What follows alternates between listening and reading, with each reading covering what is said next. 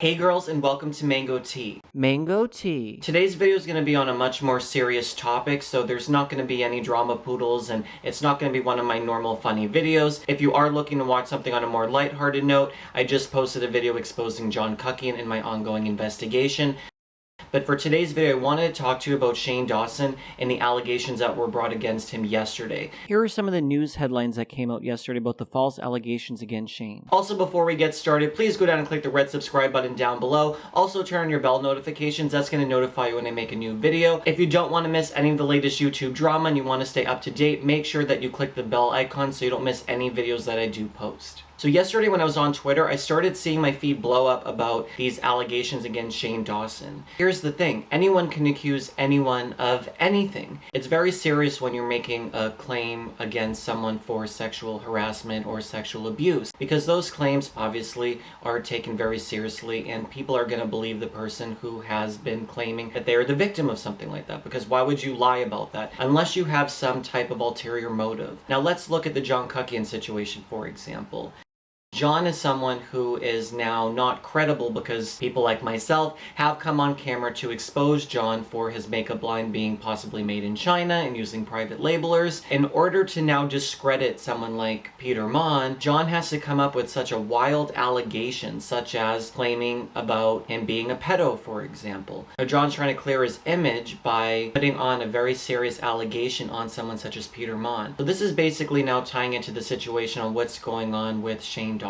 So if you're not really sure what's actually going on, I'm going to fill you girls in about what actually happened back in 2013. Now, if you saw Shane's apology video or not, he kind of debunked, and we're going to go into that on why these claims are absolutely ludicrous against him. But back in 2013, Shane said that he would say things that were very shocking just to elicit a response from the other co-host on his Shane and Friends podcast. Now, that doesn't mean that what he was joking about was right in any form or fashion. I want to make that clear that I don't support anything he was saying there. Now, this is what Shane said then. I went to Google and I didn't want to see child blank. I just wanted to see, let me pretend I'm a pedo for a second, he said. So I typed in naked baby. First of all, I don't understand why anyone would be turned on by that. But they were sexy. I'm kidding. But it was edited in such a way on yesterday's version by the person who posted it to try to paint him in a very negative light. So they took out the part of where he said, I'm kidding, to really paint him in a light as if he really was attracted to what he was looking up of the children, which is obviously very sick and disturbing, but I think in the context of what he was probably saying over the course of however long his podcast was, it doesn't necessarily mean that he actually was saying this in a serious way. And I do believe what Shane is saying because I did hear the podcast clip, and to me he was just making a joke that shouldn't have been made. You shouldn't joke about certain subjects, whether it's about children, whether it's about mental health or eating disorders or any sort of thing. Those are certain topics that should kind of be off limits for people to joke about because they're just not funny. And I do see that Shane has acknowledged that these jokes aren't funny in retrospect, especially given today's climate with things. So that's what was happening with the podcast. So now think about this. This controversy comes right after the whole Logan Paul situation. What happened with Logan Paul is he got removed from the platform's Google Preferred program. Basically, from what I'm reading here, is that Google's Preferred program gives brands access to the top 5% of creators on the platform for ad selling. So I can understand that there's so much controversy right now surrounding the whole Logan Paul situation. Right after he posted his Japanese forest video, it came out that he was then being disrespectful in another vlog of Japanese culture. So I could understand that his team right now, whether he has publicists or his management team or whatever it is now in crisis mode, saying, what can we do to cover things up? What can we do to take the attention off Logan Paul? Because he's a very big brand. If he's making $60,000 a day on YouTube and he has other people working for him, they want to have him obviously continue on that money train, and they want him to continue to be able to pump out his content. So since a lot of people have been outraged, a lot of people have been coming to YouTube and have been saying, hey, what's going on? Why are you letting Logan Paul be on your platform? And even one of his YouTube Red movies is now being stalled from production. There's a lot that's going on with Logan Paul. So yesterday, this whole situation with Shane Dawson happened on a channel by the name of Pop Blast. So allegedly, there was a $6,500 payment that was sent to the channel by Logan Paul's manager, Jeffrey Oscar Levin. Breaking claims that Logan Paul's manager hired Pop Blast to make a video on Shane Dawson for being a pedo What the blank is going on? Here is a screenshot for the LinkedIn page of Jeffrey Levin, who's the talent manager for Logan Paul. Now, there were receipts for this. Here are the quote-unquote receipts from the Pop Blast channel showing the $6,500 payment from Jeffrey Oscar Levin, who is Logan Paul's manager. Here is also an email that was alleged about the incident. But of course, it wasn't 100% confirmed, just because anyone can doctor a PayPal receipt, and it's not very hard to use Photoshop nowadays to doctor a receipt. I'm not sure 100% if that actually was the case. I wouldn't put it past Logan Paul or someone in his team to do something like this to Shane. Shane is a very big YouTuber, and now they have to try to switch the story to someone else so that the heat is off Logan Paul. So after the whole Shane situation was debunked, Pop Blast channel did get shut down. On January 10th, YouTube removed Pop Blast's entire channel, citing multiple or severe violations of YouTube's policy against spam, deceptive practices, and misleading content. YouTube's community guidelines state that content that deliberately tries to mislead users for financial gain may be removed, and in some cases, strikes may be issued to the uploader. YouTube's rules are also very clearly state that it is not okay to post large amounts of repetitive and or re-uploaded videos to your channel, which Pop Blast channel did multiple times over the course of several hours.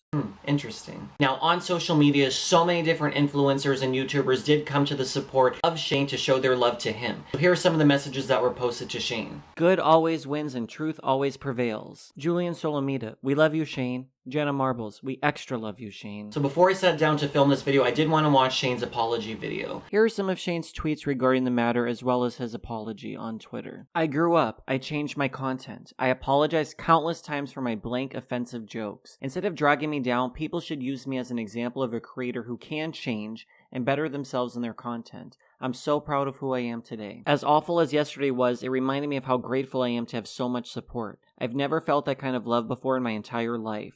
Thank you to everyone who saw through the blank and who recognized how much I've changed over the years. I owe you so much. Also, this channel that exposed me also has videos on their channel like this, proving even more so how hypocritical and disgusting they are. Now let's look at something. Logan Paul's apology video, after he did all of that nonsense in Japan, his apology video was only 2 minutes long. Now, Shane's video after this allegation was almost 15 minutes long. Logan Paul shows a dead body on YouTube. His apology video was 2 minutes. Shane Dawson made a stupid joke 6 years ago. His apology video was 15 minutes. Hashtag I stand with Shane. Here's what Shane had to say. I'm sorry that I used to make really blank jokes. Back in the day, I loved the feeling of making somebody shocked and laugh because they couldn't believe what was coming out of my mouth. So if you're interested in actually seeing the full Shane apology video, you can go down to the description box of my video and you can watch his 15-minute apology. I do take it very sincere, and I don't think he was just trying to cover his tracks as if how Logan Paul was. I do feel that Shane was very sincere in saying that he just used to have a really weird, I guess you can say, sense of humor and trying to be shocking and trying to be outlandish with his sense of humor. So I actually do believe him. I don't think he's a pedo. I don't think that there's anything to be concerned about. His name has never been tied to any sort of these type of allegations in the past or before. I don't think that he's a liar such as other YouTubers that shall not be named. And I do think that since he does have a good track record that we should believe him, and he debunked it, and he showed the actual clip, he played it in the video, that this person was deliberately trying to take it out of context and try to paint Shane in a bad light by trying to doctor the clip in such a way to then cause such a controversy and public stir. Luckily that channel's not up anymore, and I do think that tomorrow and going forward, people are just going to move forward and not actually pay any attention to these claims. I don't think that Shane is Harvey Weinstein, or I don't think he's anyone that anyone has to really be concerned over. Again, that's just in my opinion, but I do think that Shane's apology is sincere. But when I really do think about it, these type of allegations, whether it's a sexual harassment allegation or whether it's something else, I really do relate to being the victim in a way, and I'm not trying to give you a sob story or anything like that, but I was bullied so much when I was younger, and people used to make up so many different claims and accusations and different things about me just to make me look bad, just to bully me, and they would send emails to like the whole entire high school,